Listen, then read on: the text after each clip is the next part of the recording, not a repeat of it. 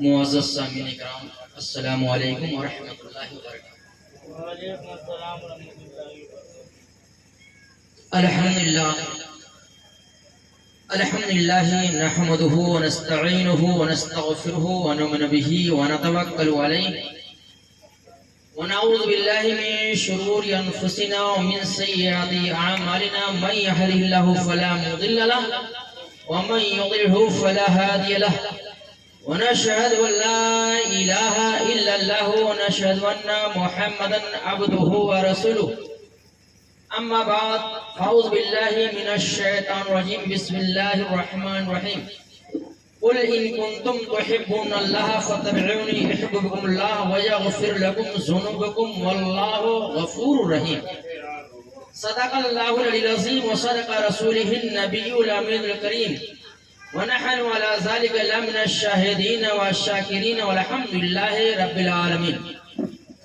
بعد توحید کے مت والوں، شمع رسالت کے پروانوں، اولیاء امت کے جانشداروں، شہداء ملت کے طلبگاروں، آئیے ہم سبھی حضرات مل کر کے کچھ بیان کرنے سے قبل اپنے پیارے آقا حضور سید عالم نور مجسم فخر دو عالم رحمت عالم صلی اللہ علیہ وسلم کی بارگاہ رسالت بے کس پناہ میں جھوم جھوم کر محبت اور عقیدت کے ساتھ درود و سلام کا ہدیہ نچھاور کریں اور محبت کے ساتھ روشی پڑھیں۔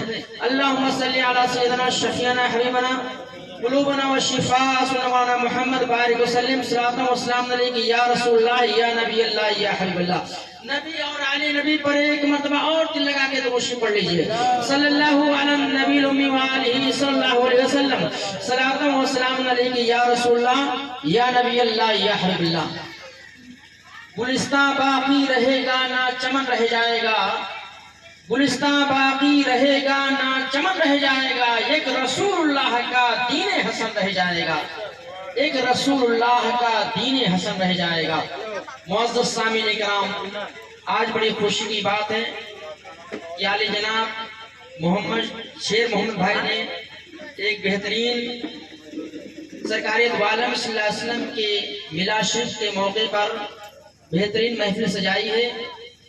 اللہ تبارک تعالیٰ کی بارگاہ میں دعا کرتے ہیں کہ اللہ تبارک تعالیٰ ان کا انتظام و اہتمام اور محفل میلاد قبول عطا فرمائے اور اس کے صدقہ توسط سے ان کے سارے کاموں میں کامیابیاں اور کامرانی نصیب عطا فرمائے، ہر منت و مراد کی پوری عطا فرمائے، اور جتنے بھی حاضرین یہاں پر حاضری دیں سب کی مرادیں اللہ تبارک تعالیٰ پوری عطا فرمائے۔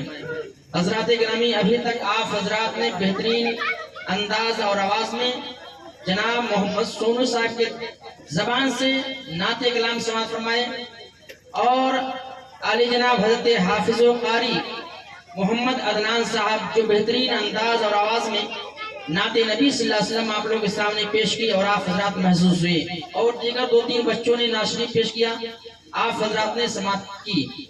اللہ تعالیٰ کی بارگاہ میں دعا کرتے ہیں اللہ تعالیٰ ہم لوگوں کا سننا، سنانا، انتظام و اہتمام کرنا سب کچھ قبول عطا فرمائے، اور کل قیامت کے دن میدان محشر میں ذریعہ نجات عطا۔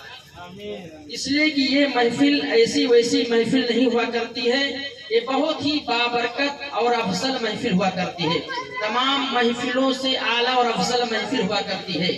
اس لیے کہ ایسے محفلوں کے ذکر کے بارے میں، ایسے محفلوں کے بارے میں آیا ہوا ہے کہ آقا کریم صلی اللہ علیہ وسلم نے ارشاد فرمایا کہ تنزل الرحمہ عند ذکر الصالحین، یعنی جہاں کہیں بھی اللہ کے نیک بندوں کا ذکر ہوتا ہے، جہاں کہیں بھی اللہ والوں کا ذکر ہوتا ہے، جہاں کہیں بھی اللہ کے برگزیدہ بندوں کا ذکر ہوا کرتا ہے، ایسے موقع پر اللہ کی رحمتوں کا نزول ہوا کرتا ہے، اور ساتھ ہی ساتھ اللہ کے فرشتے بھی حاضر دیا کرتے ہیں، اللہ کے فرشتے بھی لکھا کرتے ہیں، سنا کرتے ہیں۔ تو معزز سامعین کرام، یہ محفل بہت ہی بابرکت محفل ہوا کرتی ہے۔ تو حضرات گرامی، ہم لوگ خوش نصیب ہیں، جو لوگ یہاں پر اکٹھا ہوئے سب کے سب خوش نصیب ہیں، تو جو سرکار دو عالم صلی اللہ علیہ وسلم کی محفل پاک میں شریک ہوئے ہیں۔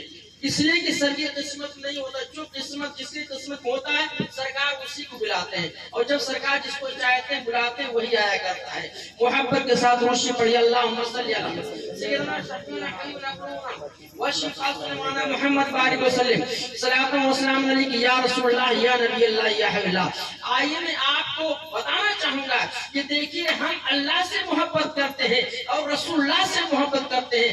آپ یہ کہیں گے ہم اللہ سے اس لیے محبت کرتے ہیں کہ اللہ ساری کائنات کا رب ہے، اس نے ساری چیزوں کو پیدا کیا، لیکن ہم رسول اللہ سے کیوں محبت کر رہے ہیں؟ معزز سامعین اکرام، معاملہ یہ ہے، بات یہ ہے، اللہ یہ چاہتا ہے، اللہ یہ چاہتا ہے جو میرے محبوب کو راضی کر لے گا وہ مجھ کو راضی کر لے گا۔ قرآن مقدس میں اللہ نے فرمایا قل ان کنتم تحبون اللہ فاتبعونی یحببکم اللہ ویغفر لکم ذنوبکم واللہ غفور رحیم۔ یعنی اے میرے محبوب، اللہ فرماتا ہے اے میرے محبوب لوگوں سے فرما دو، اے لوگوں اگر تم اللہ کو راضی کرنا چاہتے ہو، اگر تم اللہ خوش کرنا چاہتے ہو تو کوئی اور راستہ نہیں، فاتبعونی، میری اتباع کرو، میری نقش قدم پر چلو۔ پھر کیا ہوگا؟ پھر اس کے بعد کیا ہوتا ہے؟ اللہ کی ارشاد فرماتا ہے یحببکم اللہ، اللہ تم سے محبت کرنے لگے گا۔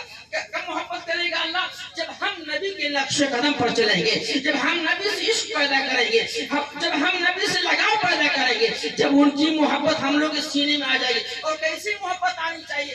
ایسا نہیں کہ ماں باپ سے کم ہو، نہیں، بلکہ میرے سرکار پیارے مصطفیٰ صلی اللہ علیہ وسلم نے شاہ فرمایا وہ شخص مومن کامل نہیں ہو سکتا ہے کوئی کتنوں نماز پڑھے روزہ رکھے، لیکن اگر سرکار دو عالم صلی اللہ علیہ وسلم کی محبت سینے میں نہیں ہے، آقا کریم صلی اللہ علیہ وسلم شاہ فرماتے ہیں وہ شخص مومن کامل نہیں ہو سکتا۔ سب لوگ اس کو پڑھتے ہیں، ایسا نہیں کہ میں کس ایک طرفہ بات کروں، بلکہ دنیا کے جتنے مسلمان ہیں وہ سب کے سب اس احادیث کو جانتے ہیں، پڑھتے بھی ہیں۔ آقا کریم صلی اللہ علیہ وسلم نے شاہ فرمایا ہے کہ ارے سنو وہ شخص مومن کامل نہیں ہو سکتا۔ کون؟ جس کے دل کے اندر میری محبت اپنے عزیز و قریب سے زیادہ۔ سرکار فرما رہے ہیں مدینے والے آقا فرما رہے ہیں جس کے سینے کے اندر میری محبت اس کے ماں باپ سے زیادہ، اس کے عزیز و قریب سے زیادہ، اس کے جو ہے اہل و عیال سے زیادہ، اس کے جان سے زیادہ، اس کے مال سے زیادہ، اس کے اولاد سے زیادہ، تمام چیزوں سے زیادہ میری محبت نہ ہو تو اس کا ایمان کامل ہے۔ پتہ کیا چلا کہ مولانا محمد جوہر نے کہا محمد کی محبت دین حق کی شرط اول ہے، محمد کی محبت دین حق کی شرط اول ہے، اسی میں ہو اگر کامل تو سب کچھ نامکمل ہے۔ اسی لیے ہم اور آپ لوگ ملا شریف کرتے ہیں، اسی لیے ہم لوگ ذکر و اذکار کیا کرتے ہیں تاکہ میرا رسول مجھ سے راضی ہو جائے۔ جو رسول اللہ راضی ہو جائیں گے تو پھر کیا ہوگا؟ اللہ راضی ہو جائے گا۔ اللہ نے قرآن مقدس میں ارشاد فرمایا قل ان کنتم تحبون اللہ فاتبعونی یحببکم اللہ ویغفر لکم ذنوبکم واللہ غفور رحیم۔ یعنی اے میرے محبوب لوگوں سے فرما دو، اے لوگوں اگر تم اللہ کو راضی کرنا چاہتے ہو تو رسول اللہ کی اتباع کرو، رسول اللہ کے نقش قدم پر چلو، تو پھر کیا ہوگا؟ یغفر لکم ذنوبکم، اللہ تمہارے سارے گناہوں کو معاف کر دے گا، واللہ غفور رحیم، اور اللہ بخشنے والا مہربان ہے، اللہ بخشنے والا مہربان ہے۔ اتنا بڑا مہربان اللہ، اتنا بڑا مہربان ہے، اس کی رحمت اگر سن لیں گے آپ لوگ خود سوچیں کہ اللہ کی رحمت کتنی بڑی ہے۔ ایک واقعہ میں بتاؤں، حضرت موسیٰ علیہ السلام کے زمانے کا واقعہ ہے۔ حضرت موسیٰ علیہ السلام اللہ کی بارگاہ میں شاہ فرماتے ہیں اے اللہ میں دنیا میں سب سے بدترین انسان دینا چاہتا ہوں۔ اللہ کی رحمت کا اندازہ اس بات سے لگایا جا سکتا ہے۔ حضرت موسیٰ علیہ السلام نے اللہ کی بارگاہ میں شاہ فرمایا اے اللہ میں دنیا میں سب سے بدترین انسان دیکھنا چاہتا ہوں، کون سب سے زیادہ برا انسان ہے؟ اللہ نے فرمایا اے موسیٰ علیہ السلام صبح کے وقت میں جب اٹھنا سب سے پہلے اپنے دروازے کے آگے دیکھنا، اپنے دروازے کے سامنے دیکھنا، جو شخص سب سے پہلے تمہارے دروازے کے سامنے سے گزر جائے تو سمجھ لینا وہی شخص جو ہے بدترین انسان۔ اللہ نے فرمایا میں تمہیں بدترین انسان کل صبح میں دکھاؤں گا۔ صبح میں سب سے پہلے تمہاری نظر جس کے اوپر پڑ جائے، تمہارے دروازے کے سامنے گزرتا ہوگا بدترین انسان ہے. اب حضرت موسیٰ علیہ السلام رات بھر اللہ کی ذکر عبادت میں گزارے اور اس کے بعد جب صبح ہوتا ہے جیسے ہی دروازے کے سامنے دیکھتے ہیں تو کیا دیکھتے ہیں؟ ایک نوجوان انسان، نوجوان 22-25-30 سال کا انسان، اور وہ جا رہا ہے اپنے کندھے کے اوپر اپنے بیٹے کو بٹھائے ہوئے چلا جا رہا ہے. حضرت موسیٰ علیہ السلام تعجب پڑ گئے، یا اللہ میں تو سمجھا کوئی بہت بڑا ظالم انسان ہوگا، بہت بڑا فاسق انسان ہوگا، گنہگار کے بارے میں تو فرمائے گا، لیکن میں دیکھ رہا ہوں ایک نوجوان ہے جو اپنے کندھے کے اوپر بیٹھا کر کے اپنے بیٹے کو بٹھا کر لے کر جا رہا ہے، اور اللہ نے فرمایا کہ وہی شخص بدترین ہوگا جو صبح میں جاتا ہوگا. میں دکھاؤں گا تو اس کو صبح میں کون بدترین تھا. حضرت موسیٰ علیہ السلام اللہ کے فرمان کے مطابق مان لیے کہ ہاں یہ شخص جو میرے دروازے کے سامنے آج سب سے پہلے گزرا، یہ شخص سب سے بدترین انسان ہے. اب اللہ کی بارگاہ میں ارشاد فرماتے ہیں، یا اللہ میں نے بدترین انسان کو دیکھ لیا جس کے بارے میں تو نے کہا تھا کہ صبح میں جو شخص سب سے پہلے گزرے سمجھ لینا وہی شخص بدترین ہے. اے اللہ میں نے تو دیکھ لیا، لیکن اب میں یہ دیکھنا چاہتا ہوں سب سے بہترین انسان کون ہے، سب سے اچھا انسان کون ہے، سب سے نیکوکار انسان کون ہے، تیری نگاہ میں سب سے زیادہ پیارا انسان کون ہے. اب اللہ نے فرمایا اے موسیٰ علیہ السلام صبح کے وقت میں نے بدترین انسان کو دکھایا، اب شام کے وقت جب تم سب سے پہلے سورج غروب ہونے کے ٹائم میں اپنے دروازے کے سامنے دیکھنا، جو شخص سب سے پہلے گزرے گا سورج غروب ہونے کے وقت میں تو سمجھ لینا یہی سب سے بہترین انسان. اب حضرت موسیٰ علیہ السلام اب شام کا انتظار کرنے لگے، اور اسی بیچ میں میں پہلے بتاؤں آپ کو کہ شام کو گزرنے والا کون سا. صبح میں وہ انسان گزرا جو نوجوان تھا، اپنے کندھے کے اوپر بیٹے کو بیٹھا کر کے گیا. اب اتفاق سے حضرت موسیٰ علیہ السلام جب شام کی ٹائم دیکھتے ہیں تو وہی شخص بھی دوبارہ آ رہا ہے جس کے بارے میں اللہ نے فرمایا یہ سب سے بہترین انسان وہی ہوگا جو تمہارے دروازے کے سامنے شام میں گزرے گا. اب حضرت موسیٰ علیہ السلام دیکھتے ہیں کہ وہی شخص جو صبح میں گزرا تھا اور شام میں واپس آ رہا ہے، اور اللہ نے فرمایا جو شام کے وقت میں سب سے پہلے تمہاری نظر کے سامنے جو پڑے گا تو سمجھ لینا وہی سب سے بہترین انسان ہے. اے مولا یہ راز کی بات ہے، یہ مجھے سمجھ نہیں آ رہا ہے. اے مولا اسی شخص کو صبح میں تم نے یہ فرمایا تھا یہ بدترین انسان ہے، برا انسان ہے، لیکن اس نے دن بھر میں کون سا نیکی کر لیا جس کی عوض میں جو ہے یہ اچھا انسان بن گیا. آخر بات کیا ہے، بہترین کیسے بن گیا؟ اللہ نے ارشاد فرمایا. اب جب حضرت موسیٰ علیہ السلام نے اللہ کے بارگاہ فریاد کرنے لگے، یا اللہ معاملہ سمجھ نہیں آ رہا، جس کے بارے میں نے بدترین کے بارے میں سوال کیا تو اسی کے بارے میں کہا، تو شام کو بہترین بھی اسی کو بنا دیا. یہ معاملہ سمجھ نہیں آ رہا. اللہ نے فرمایا اے موسیٰ علیہ السلام اس حقیقت میں وہ بدترین انسان تھا، وہ ظالم انسان تھا، گنہگار تھا، لیکن جب تمہارے دروازے کے سامنے سے گزرا تھا کچھ دور کے جانے کے بعد اس کا بیٹا سوال کرتا ہے، سامنے ایک پہاڑ دکھائی پڑتا ہے، کہتا ابو جان یہ بتاؤ سامنے پہاڑ ہے کیا اس پہاڑ سے بھی کوئی بڑی چیز ہے؟ اب بیٹا سوال کرتا جا رہا ہے. اللہ نے فرمایا اسی بیچ میں نے اس کو بخشا. کب بخشا؟ جب اس نے کہا، بیٹے نے سوال کیا اے ابو جان یہ بتاؤ تمہارے سامنے جو پہاڑ ہے کیا اس پہاڑ سے بھی بڑی کوئی چیز ہے؟ کہا کہ ہاں بیٹا اس سے بڑی تو آگ ہے. کہا آگ ہے؟ کہا آگ سے بڑی کیا چیز ہے؟ کہا آگ سے بڑی پانی ہے. کہا پانی سے بڑی؟ کہا کہ ہوا ہے. ایسے ایسے گناتے جا رہا وہ لڑکا، وہ سوال کرتا جا رہا، وہ باپ بتاتے جا رہا. پھر آخر میں کہتا ہوا سے بڑی کیا ہے، اس سے بڑی کیا چیز ہے؟ آخر کار اس نے کیا کہا کہ ان تمام چیزوں سے بڑی اللہ کی رحمت ہے. اے بیٹے اللہ کی رحمت پوری کائنات کو گھیرے ملے ہوئے ہے. اللہ سے رحمت، اللہ کی رحمت جو ہے سب چیزوں کو احاطے ملے ہوئے ہے. اللہ کی رحمت تمام چیزوں سے بڑی ہے. جیسے اللہ نے فرمایا، جیسے اس نے میری رحمت کے بارے میں اعتراف کیا کہ اللہ کی رحمت بہت بڑی ہے، وہ جب جس کو چاہے معاف کر دے، جب جس کو چاہے جس حالت میں ہو اس حالت سے بہتر حالت میں کر دے. جیسے اس نے اعتراف کیا، اللہ نے فرمایا اے موسیٰ علیہ السلام جیسے اس نے اعتراف کیا، میری رحمت کے اوپر امید کیا تو میں نے اس گناہوں کو نہ دیکھا بلکہ اپنے رحمت کی امید کو دیکھا کہ مجھ سے لو لگائے ہوئے ہے، میری رحمت کے اوپر اس کا ایمان ہے، اس کا عقیدہ ہے۔ اسی بیچ میں جب اس نے اللہ کی بارگاہ میں اللہ کی رحمت کے بارے میں اعتراف کر لیا تو اللہ نے فرمایا اے موسیٰ علیہ السلام میں نے اسی وجہ سے اسے سارے گناہوں کو معاف کر دیا۔ صبح میں جب گیا تھا وہ گناہ کی حالت میں گیا تھا، لیکن جب شام میں لوٹا تھا اللہ کی رحمت کے اوپر بھروسہ کر لیا تھا، اس لیے ہم نے اس کی گناہوں کو معاف کر دیا۔ تو پتہ کیا چلا کہ اللہ کی رحمت اتنی بڑی ہے جب جس کو چاہے معاف کر دے۔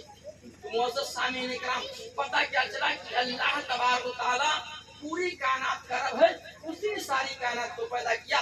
اللہ نے اسی لیے اپنے لیے فرمایا الحمدللہ رب العالمین، یعنی تمام تعریفیں اس رب کے لیے جو سارے جہان کا پروردگار، اس اللہ کے لیے جو سارے جہان کا رب ہے۔ اور پیارے مصطفیٰ محمد عربی صلی اللہ علیہ وسلم کے لیے اللہ نے کیا فرمایا ہے وَمَا أَرْسَلْنَاكَ إِلَّا رَحْمَةً لِّلْعَالَمِينَ، اے محبوب ہم نے آپ کو سارے عالم کے لیے رحمت بنا کر بھیجا۔ اللہ ساری کائنات کا رب ہے، اسی نے زمین کو بنایا، آسمان کو بنایا، چاند و سورج کو بنایا، شجر و حجر کو بنایا، شمس و قمر کو بنایا، انسان و جن کو بنایا، اور ان تمام چیزوں کے لیے میرے سرکار پیارے مصطفیٰ صلی اللہ علیہ وسلم رحمت بن کر کیا ہے، رحمت بن کر کیا ہے۔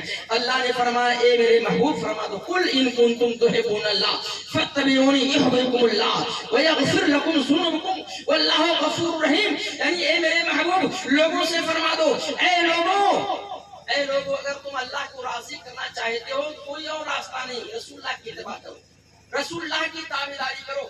جب رسول اللہ کی تابعداری کرو گے پھر کیا ہوگا یغفر لکم ذنوبکم، اللہ تمہارے سارے خطاؤں کو معاف کر دے گا، اللہ تمہارے سارے خطاؤں کو معاف کر دے گا، اور اللہ بخشنے والا مہربان ہے۔ تو اللہ کی رحمت سے کبھی بھی امید نہیں ہونا چاہیے، ہمیشہ اللہ کی بارگاہ میں سر کو سجود ہونا چاہیے اور سر کو جھکانا چاہیے، اس لیے کہ وہ اللہ سارے کائنات کا رب ہے، اس نے سب کو پیدا کیا۔ اور سرکار دو عالم صلی اللہ علیہ وسلم سچی محبت رکھیے، اس لیے انہیں کے صدقے میں ہم میدان محشر میں کامیاب ہوں گے۔ میدان محشر میں ہم کامیاب کس کے صدقے میں ہوں گے؟ نبی کے صدقے میں ہوں گے، اس لیے کہ آپ لوگ جانتے ہیں میدان محشر جب قائم ہوگا نفسی کا عالم ہوگا، کوئی کسی کا پرسانی حال نہیں ہوگا، سارے لوگ گرمی کو برداشت نہیں کر پائیں گے، سورج کی تپش کو نہیں برداشت کر پائیں گے، پھر کیا ہوگا سب لوگ اکٹھا ہو کر کے حضرت آدم علیہ السلام کے پاس جائیں گے۔ کس کے پاس جائیں گے؟ آدم علیہ السلام، اور حضرت آدم علیہ السلام کے پاس جا کر کہیں گے اے بابا آدم آپ انسانی مخلوق سب سے پہلے انسان ہے، اور بابا آدم آپ اللہ کے محبوب بندے ہیں، برگزیدہ پیغمبر ہیں، لہذا آپ دعا کر دیجئے تاکہ سارے کا سارا عذاب دور ہو جائے، سورج گرمی کی تپش ختم ہو جائے۔ حضرت آدم علیہ السلام فرمائیں گے اذهبوا الى غیری، غیر کے پاس جاؤ، سب لوگ اکٹھا ہو کر کے حضرت نوح علیہ السلام کے پاس جائیں گے۔ اور نوح علیہ السلام جن کے ماننے والے دنیا میں بچ گئے تھے، جن کے ماننے والے حضرت نوح علیہ السلام، جب طوفان نوح آیا تھا سنا ہوگا آپ لوگوں نے کہ حضرت نوح علیہ السلام 950 برس تک سمجھاتے رہے۔ کتنا برس تک؟ 950 برس تک، معمولی بات نہیں ہے۔ آج لوگ کسی بات کو اچھی بات کا حکم کرتے ہیں، 1 سال 2 سال 3 سال 4 سال 10 سال تک جو ہے خبر جاتے ہیں، لیکن حضرت نوح علیہ السلام 950 سال تک آپ اپنے قوم کو راہ راست پر لانے کے لیے تبلیغ کرتے رہے۔ آپ نے تقریباً 1500 سال کی زندگی پائی تھی، اور 950 سال تک آپ نے جو ہے تبلیغ فرمائی، اور 950 سال میں کتنے لوگ ایمان والے ہوئے تھے؟ صرف 40 لوگ۔ معزز سامعین کرام، اب حضرت نوح علیہ السلام وہ نوح علیہ السلام ہے، وہ پیغمبر ہے۔ اللہ نے فرمایا اے نوح علیہ السلام ایک کشتی بناؤ، اس میں اپنے ماننے والوں کو بیٹھا لو، جو آپ کے ماننے والے ہوں گے اس میں بیٹھ جائیں گے، وہ ڈوبنے سے بچائیں گے۔ اور ہوا بھی بعد میں ایسے ہی، طوفان نوح آیا سارے لوگ ڈوبے، لیکن حضرت نوح علیہ السلام کے ماننے والے بچے۔ ایسے ہی مثال اللہ تبارک تعالیٰ نے نبی کریم صلی اللہ علیہ وسلم جو آخری نبی ہے، ایسا نہیں سمجھو کہ حضرت نوح علیہ السلام نبی سے افضل نہیں، بلکہ نبی کریم جو ہمارے آخری نبی حضرت محمد رسول اللہ صلی اللہ علیہ وسلم ہیں، تمام نبیوں میں اعلیٰ اور افضل ہے۔ حضرت آدم سے بھی افضل، حضرت نوح علیہ السلام سے بھی افضل، حضرت موسیٰ علیہ السلام سے بھی افضل، حضرت عیسیٰ علیہ السلام سے بھی افضل میرے سرکار پیارے مصطفیٰ صلی اللہ علیہ وسلم کے بارے میں اعلیٰ حضرت نے کیا فرمایا؟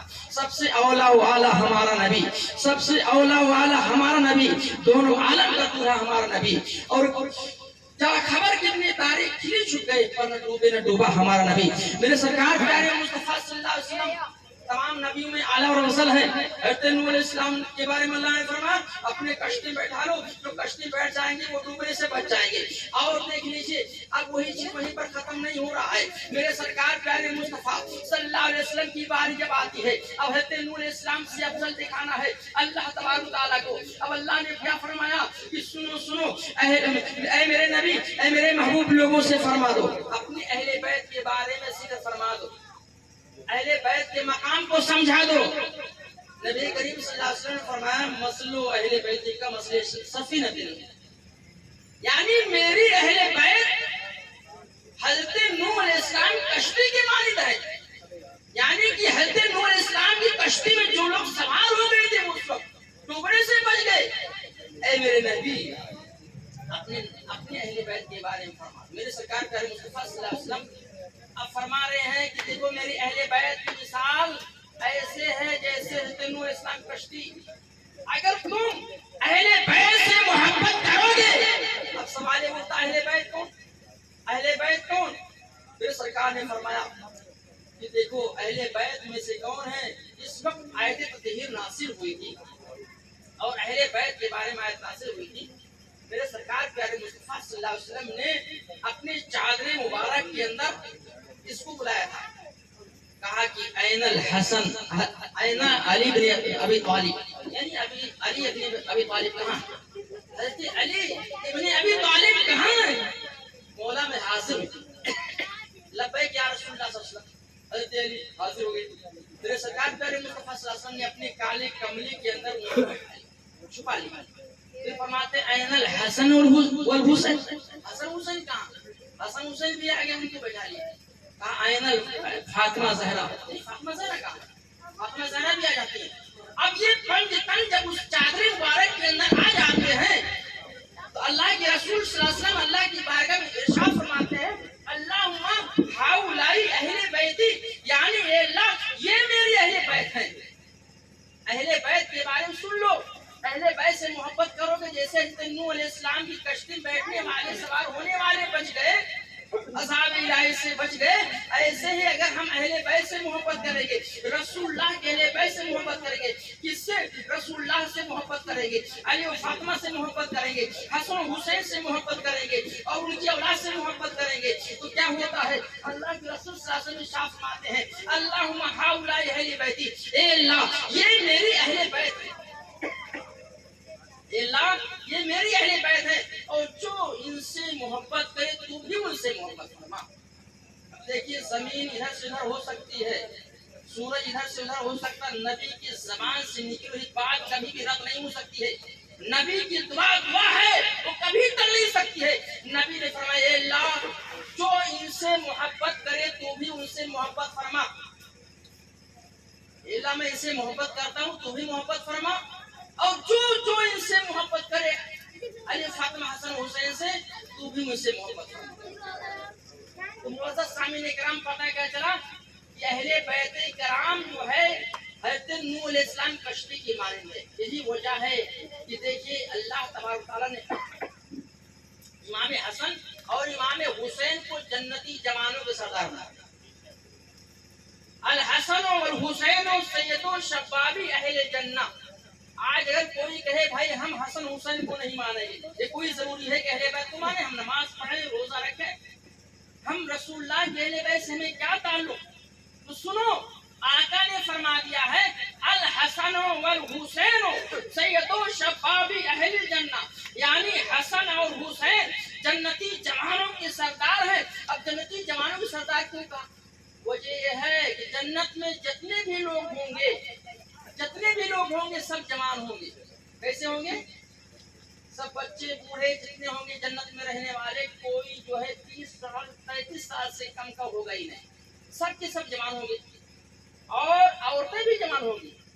اور ان کے بارے میں فرمایا گیا عورتوں کے سردار جو ہے حضرت فاطمہ زہرا ہوں گی، و حسین، امام حسن اور امام حسین جو ہے جنتی جمالوں کے سردار. اب خود سوچئے جب وہ جنتی جمالوں کے سردار ہیں، اگر ہم ان سے نفرت کریں گے، ان سے محبت نہیں کریں گے تو پھر کیا ہوگا؟ اگر حسن حسین نہیں چاہیں گے تو ہم جنت میں جائیں گے؟ نہیں جا سکتے. پہلے حسن حسین کو ماننا ہوگا. اس لیے میں آپ کو بتانا چاہوں گا کہ دیکھیے اللہ تبارک و تعالیٰ کی شان بہت بڑی شان ہے. اور اب آپ یہ اگر کہیں کہ ہم صرف اللہ کو مانیں اور رسول اللہ کو نہ مانیں یا اہل بیت کو نہ مانیں، اللہ والوں کو نہ مانیں، وہ ایسے ہی ہم جنت میں چلے جائیں، ایسے نہیں ممکن ہو سکتا. اس لیے اللہ یہ چاہتا ہے تم میرے نبی سے محبت کرو. اللہ یہ چاہتا ہے تم میرے محبوب بندوں سے محبت کرو. اللہ چاہتا ہے نیکوکاروں سے محبت کرو.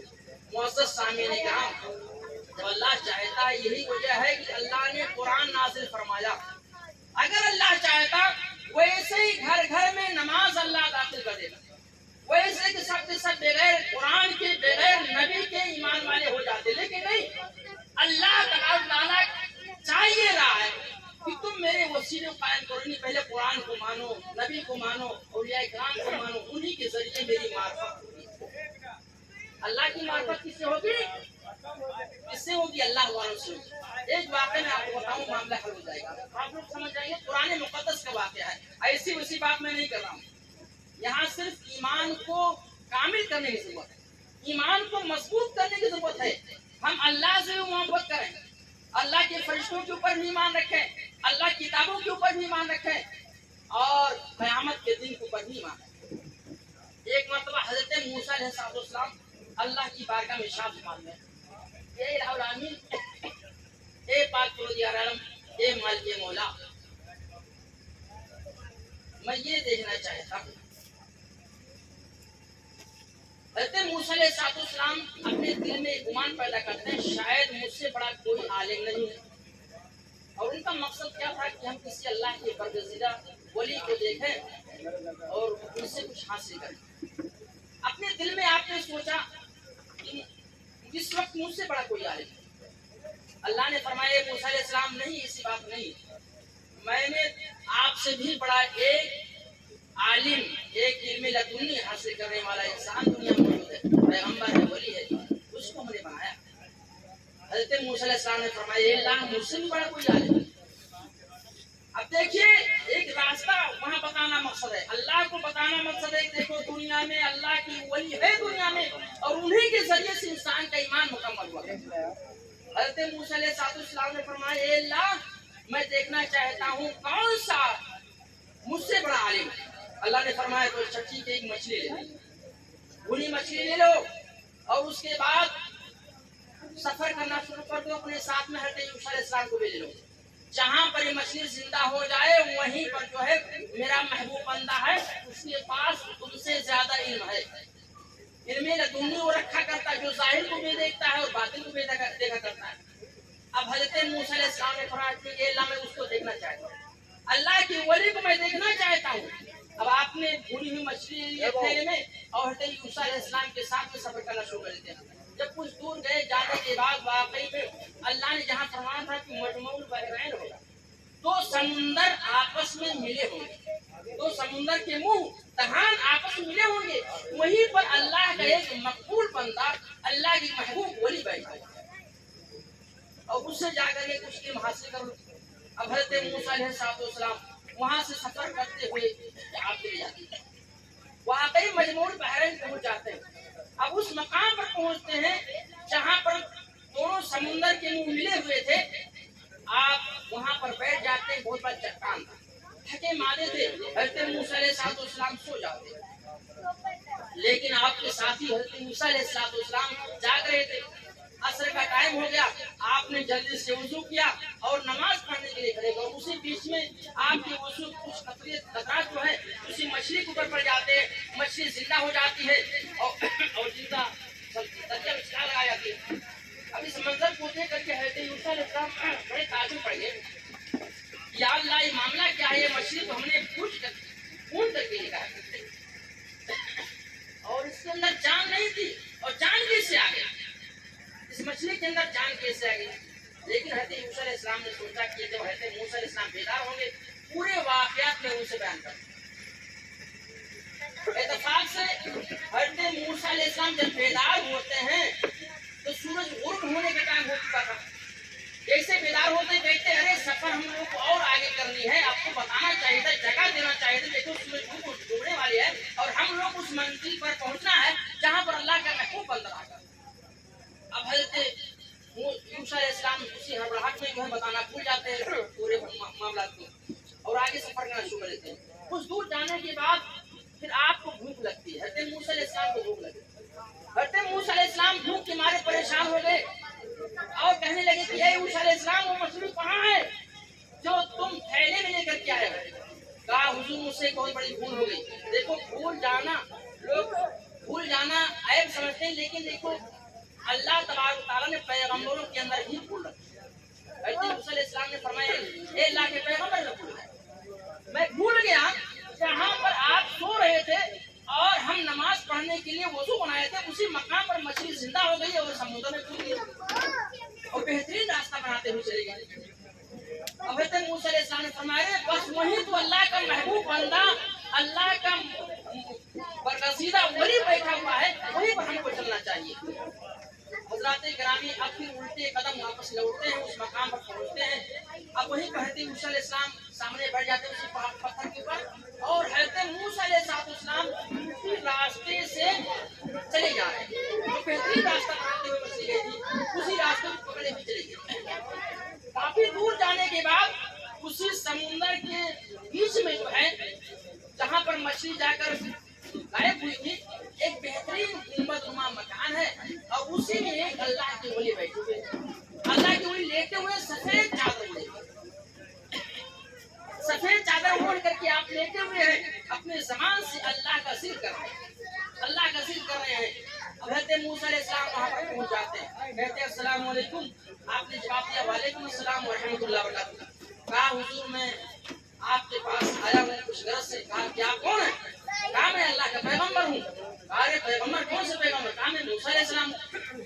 کہا ارے آپ پیغمبر اپنے زبان سے کرو میں پیغمبر ہوں، پیغمبر تو پڑھا پڑھایا ہوتا ہے اور پیغمبر اپنے زبان سے کرو میں پیغمبر ہوں اور مجھ سے علم حاصل کرنے کے لیے آیا ہوں، بات کیا؟ حضرت موسیٰ علیہ السلام نے فرمایا اللہ کا حکم ہے کہ میں آپ سے کچھ علم حاصل کروں اور میں کچھ جاننا چاہتا ہوں آپ کے بارے میں۔ لیکن حضرت جو اللہ کے ولی لیٹے ہوئے تھے ان کا نام تھا حضرت خضر علیہ السلام۔ حضرت خواجہ خضر علیہ السلام آج بھی زندہ ہے، آج بھی زندہ ہے، لوگوں کی مدد کرتے ہیں، بھٹکے ہوئے لوگوں کو راستہ دکھایا کرتے ہیں وہ خضر علیہ السلام۔ حضرت خضر علیہ السلام نے فرمایا اے اللہ کے پیغمبر موسیٰ علیہ السلام آج میرے کاموں کو دیکھو کہ برداشت نہیں کر پاؤ گے، انکا لن تستطیع معی صبرا، بے شک آپ میرے کاموں کو دیکھو کہ برداشت نہیں کر پاؤ گے۔ حضرت موسیٰ علیہ السلام نے فرمایا نہیں حضور ایسی بات نہیں ہے، ہم آپ کی بارگاہ میں شاگرد بن کر کے آئے ہوئے ہیں، آپ کی بارگاہ میں طالب علم بن کر کے آئے ہیں، ہم آپ سے کچھ سیکھنا چاہتے ہیں۔ ارے جب میں شاگرد بنوں گا آپ کا، میں آپ کا طالب علم بنوں گا تو میں آپ سے چھوٹا بن کر کے علم حاصل کروں گا، آپ کی باتوں میں برداشت کروں گا۔ کہا نہیں کچھ ایسے واقعات پیش آئیں گے آپ برداشت نہیں کر پاؤ گے۔ کہا نہیں حضور میں برداشت کروں گا، جب مجھے علم حاصل کرنی ہے تو آپ کے کاموں کو دیکھ کر میں صبر کروں گا، برداشت کروں گا۔ کہا چلو ٹھیک ہے دیکھتے ہیں، کہا چلو سفر کیا جائے۔ اب دونوں لوگ سفر کرنا شروع کرے۔ حضرت خضر علیہ السلام وہ اللہ کے پیغمبر ولی خضر علیہ السلام ہے اور حضرت موسیٰ علیہ السلام جیسے سمندر کنارے پہنچتے ہیں دریا کنارے تو پھر کیا ہوتا ہے ایک ملاح بیچارہ کشتی لیے ہوئے کچھ لوگوں کو بیٹھا کر کے کچھ دور چلا گیا، کچھ دور گیا۔ اب حضرت موسیٰ علیہ السلام خضر علیہ السلام کو دریا کے دوسرے جانب جانا تھا تو آپ نے آواز دیا اے ملاح کشتی والے آ جاؤ ہم لوگ کو بھی بیٹھا لے۔ اب وہ کشتی والا ملاح جو بیچارہ بہت شریف انسان، بہت شریف انسان، جیسے ہی اس نے دیکھا سمجھ گیا پہچان لیا تو خضر علیہ السلام ہے، یہ تو خضر علیہ السلام ہے، اللہ کے محبوب ولی ہیں، ان سے محبت تو فرض ہے۔ وہ ملاح بیچارہ کشتی واپس گیا، جب بھی کچھ دور ہاتھ کر کے لے کر چلا گیا چلاتے ہوئے واپس لے آیا، لے آ کر کے پھر حضرت موسیٰ علیہ السلام کو بیٹھا لیا اور خضر علیہ السلام کو بھی اس پر بیٹھا لیا۔ بیٹھانے کے بعد اب کچھ دور جب پہنچا کہ سمندر میں پھر کیا ہوتا ہے ایسے موقع پر حضرت خضر علیہ السلام کلہاڑی اٹھاتے ہیں، کلہاڑی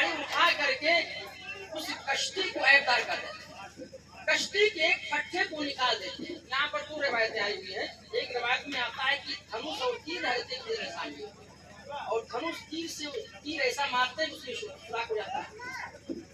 और एक रवायत में आया हुआ है कि नहीं कुल्हाड़ी में हुए थे। बहरहाल कुरान में आया हुआ है कि आपने कश्ती को ऐबदार कर दिया, कश्ती को फाड़ दिया, थोड़ा सा उसमें कमी कर दिया। अब देखिए सलाम जब ऐसा करते हैं, इस हरकत को देख करके हज़रत मूसा अलैहिस्सलाम बर्दाश्त नहीं कर पाए।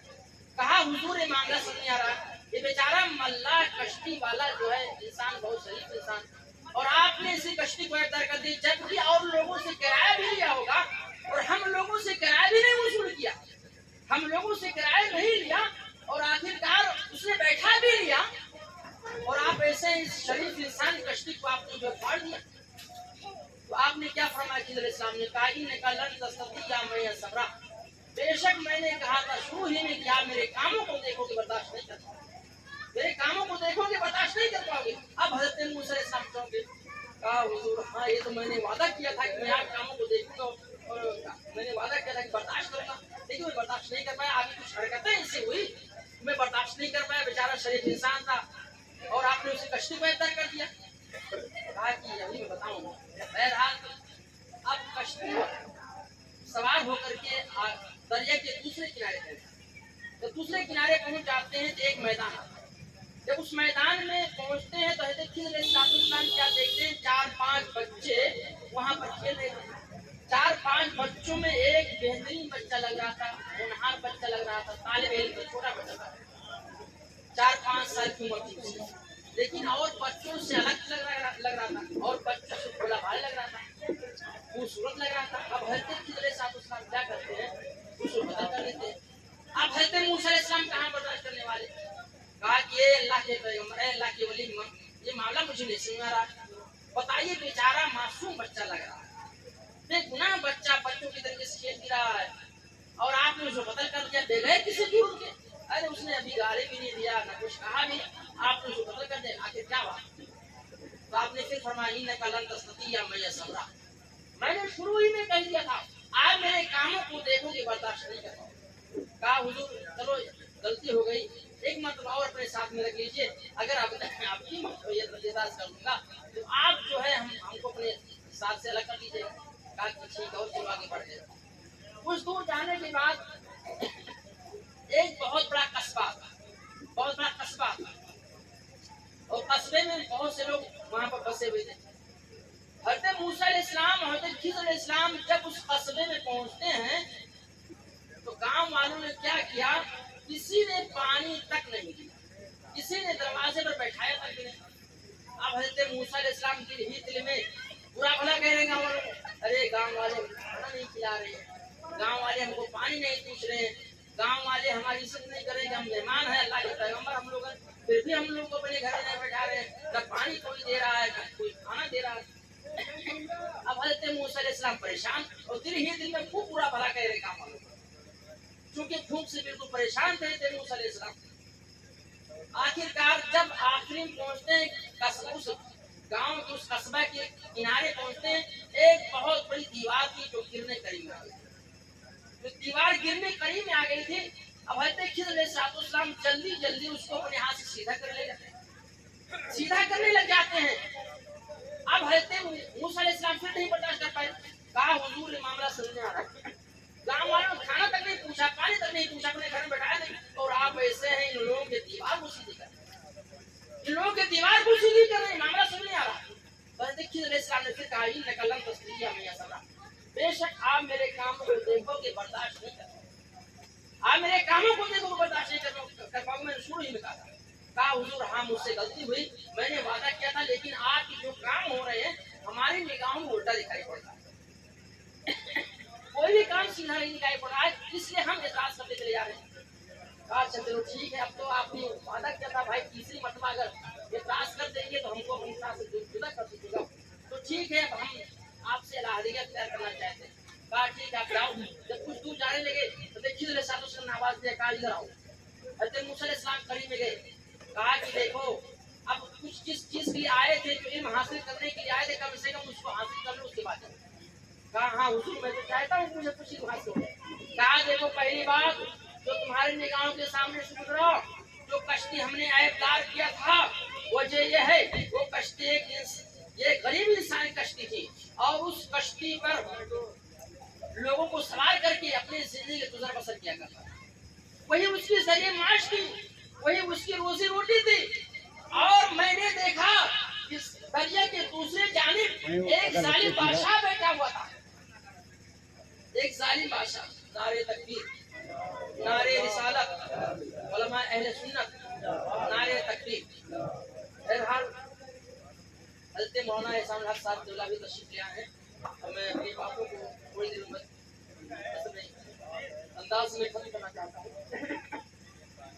اب حضرت موسیٰ علیہ السلام کو حضرت خضر علیہ السلام نے فرمایا, کہا دیکھو ہم نے اس کشتی کو اس لیے اختیار کیا تھا, ایک غریب انسان کشتی تھی, وہی اسی کشتی کے ذریعے اپنے زندگی کا گزارا کیا کرتا تھا, وہی ذریعے معاش تھی. اور ظالم بادشاہ دوسری طرف بیٹھا ہوا تھا, جس کی کشتی کو نیا دیکھا کرتا تھا اس کو چھین لیا کرتا تھا.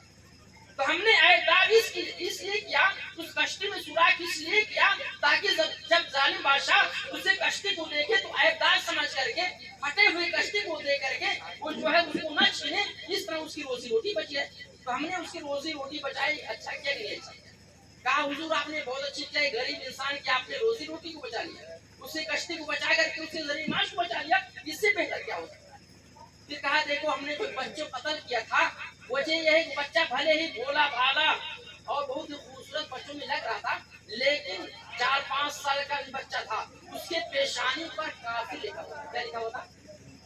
کافر لکھا ہوا تھا. اور جب وہ بچہ بڑا ہو جاتا وہ خود کافر رہتا اور لوگوں کو بھی کافر بنا دیتا.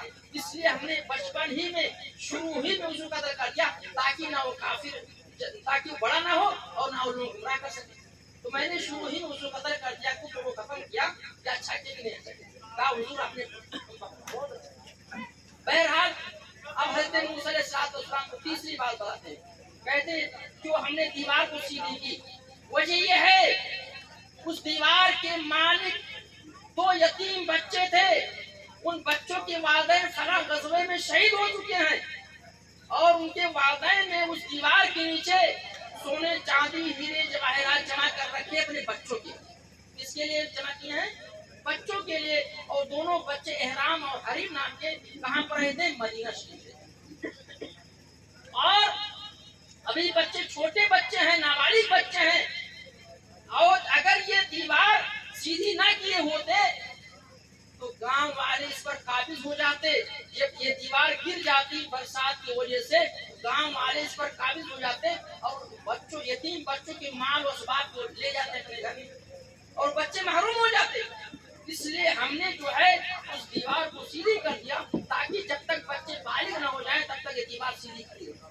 تو ہم نے اچھا کیا کہ نہیں اچھا کیا؟ بھلے ہی گاؤں والوں نے کھانا نہیں دیا, پانی نہیں دیا, لیکن ہم نے گاؤں والوں کی کشتی, گاؤں والوں کی دیوار کو نہیں سیدھی کیا, بلکہ مدینہ شریف میں جو احرام اور حریم نام کے 2 بچے رہتے ہیں ان کے لیے ہم نے سیدھی کیا, یتیم کے مال کو بچایا ہے. کیا ہم نے اچھا کیا کہ نہیں اچھا کیا؟ کہا حضور آپ نے بہت اچھا کیا. اگر آپ نے اس دیوار کو سیدھی نہ کیے ہوتے واقعی میں وہ دونوں بچے محروم رہ جاتے. تو حضرات گرامی اب حضرت موسیٰ علیہ السلام کو علم لدنی حاصل ہو گیا, علم باطنی حاصل ہو گیا. اب وہاں سے واپس آتے اللہ کی بارگاہ میں پہنچتے, یا اللہ میں نے دیکھ لیا واقعی میں پورے دنیا میں ایسے ایسے عالموں کو, ایسے ایسے متقی پرہیزگار کو, ایسے ایسے علم لدنی حاصل کرنے والوں کو پیدا کیا ہے کہ ہم حیران اور تعجب پڑ گئے. معزز سامعین اکرام, دیکھو اللہ والوں کی نگاہیں جو ہے ظاہر کو بھی دیکھا کرتی ہیں اور باطن کو بھی دیکھا کرتی ہیں. اس لیے ہم اللہ والوں سے محبت کریں. اللہ تبارک تعالیٰ قرآن مقدس میں ارشاد فرماتا ہے, قل ان کنتم تحبون اللہ فاتبعونی یحببکم اللہ ویغفر لکم ذنوبکم واللہ غفور رحیم. اے میرے محبوب آپ لوگوں سے فرما دو, اے لوگوں اگر تم اللہ کو راضی کرنا چاہتے ہو کوئی اور راستہ نہیں, فاتبعونی میرے نقش قدم پر چلو, یحببکم اللہ اللہ تم سے محبت کرنے لگ جائے گا, ویغفر لکم ذنوبکم اور اللہ تمہارے سارے گناہوں کو معاف کر دے گا, واللہ غفور رحیم اور اللہ بخشنے والا مہربان. لہٰذا ہم زیادہ ٹائم نہیں دیں گے, اللہ کی بارگاہ میں دعا کریں گے کہ اللہ تبارک تعالیٰ ہم لوگوں کو ایک اور نگرائے, صراط مستقیم پر چلنے کی توفیق اور فرمائے. اہل خانہ نے کیوں نہیں آج اس محفل کو منعقد کیا, عالی جناب محمد شیر محمد بھائی نے اس محفل کو منعقد کیا، اللہ تبارک تعالیٰ ان کی محفل کو قبول فرمائے اور اس کے ذریعے سے ان کے سارے کاموں میں آسانیاں پیدا فرمائے اور ہر مشکلات کو آسانی میں بدل دے اور خیر و برکات سے نواز دے، ہر منت و مراد کو پورا فرمائے۔ وآخر دعوانا الحمدللہ رب العالمین۔